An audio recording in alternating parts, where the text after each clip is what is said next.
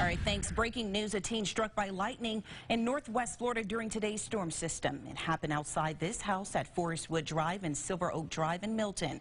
The call came in around 2:45 this afternoon as the storms were pushing through. Now, the man is in his late teens.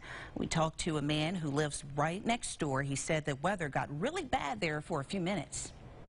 We're sitting there watching TV, and all of a sudden there's this loud thunderclap. It was so loud. I mean, me and my wife jumped out of our couch, and then it wasn't 5 minutes later, there's paramedics, and I mean, this is really, really close to home. I mean, my house has been hit before, and we lost TVs and all kinds of other stuff.